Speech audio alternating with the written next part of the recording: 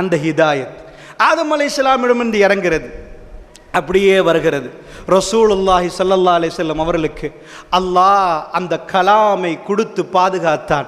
இதுதான் திருக்குர்ஆன். அல்லாஹ்வுடைய நல்லடியார்களே, மனித சமூகத்துடைய கல்வை பற்றி பேசுகிறது குர்ஆன். மனித சமூகம் இப்படி பில்டிங் கட்டணும், அதுக்குள்ள ஃபவுண்டேஷன் எப்படி, அதில் இவ்வளவு கல்லு போடணும், அதை குர்ஆன் பேசவில்லை. அல்லாஹ் ரப்புல் இஸ்ஸத் அதை உங்களுக்கு இல்மாக தந்தான். வலா யுஹீதுன இல்லா பிஷைஇம் மின் இல்மிஹி இல்லா பிமா ஷா. ஆயத்துல் குர்சில அல்லாஹ் என்ன சொல்றான்? அவனுடைய இல்ம் லேசா கசிய விடுவான் அல்லாஹ். இல்லா பிமா ஷா. அல்லாஹ் எவ்வளவு நாடுறானோ அதை மெல்ல விடுவான். அதை அந்த சமூகம் எடுத்து விட்டு அவர்கள் டெவலப் ஆகுவார்கள். அல்லாஹ் நாடாமல் அவனுடைய இல்ம்ல இருந்து எதுவும் வராது. அல்லாஹ்வுடைய நல்லடியார்களை உணர்வு, அதை பதம் பார்க்கிறான் அல்லாஹ். குரோதத்தை இல்லாம சின்ன குழந்தை, சின்ன பிள்ளைகள் அவர்கள் வந்த பிறகு நானா தம்பி தாத்தா தங்கச்சி இருந்த இது ஏன் சாமனம் அது தரையலான்னு அடம் பிடிப்பார்கள். சின்னத்தில் இருந்தே பிரச்சனை, ஹசத், பொறாம தொடங்குது. பெரிசாகனா நானாட பிள்ளைகள் வீடு கட்டியிருந்தா தம்பிட பிள்ளைகளுக்கு பெரிய மனக்குறைவு, தம்பிட பிள்ளைகளுக்கு வீடு இருந்தா நானாட பிள்ளைகளுக்கு பொறாம. அல்லாஹ்வுடைய நல்லடியார்களே, இதுதான் துனியா. இது இந்த கல்வை மாற்றுவதற்கு திருக்குர்ஆன். நாம் கல்பு, எங்களுடைய கல்பு மாறணும், அடுத்தவரை பற்றி நாம் நினைக்கும் விதம் மாறணும். அதற்காக வேண்டி குர்ஆன்.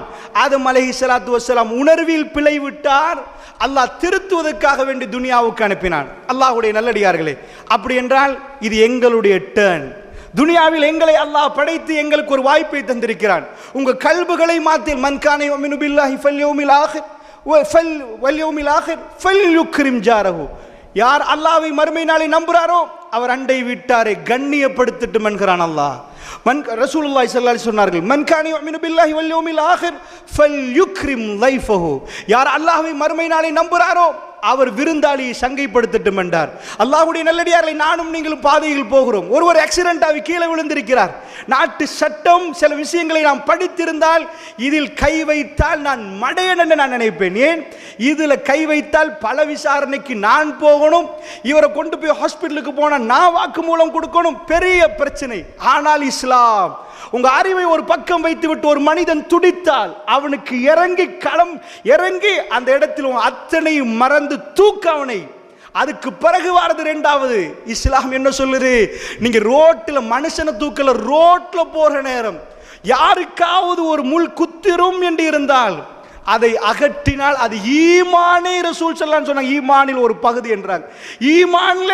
ஈமான்களை பிற, அதாவது ரசூல் ஸல்லல்லாஹு அலைஹி வஸல்லம் துண்டு துண்டாக ஈமானை ஆக்கிவிட்டு அதில் ஒரு துண்டு என்றார்கள் ரசூல் ஸல்லல்லாஹு அலைஹி வஸல்லம் அவர்கள். அல்லாஹ்வுடைய நல்லடியார்களே, அதனால் கவனமாக நீங்கள் புரிந்து கொள்ள வேண்டும் என்பதற்காக வேண்டி சொல்கிறேன்.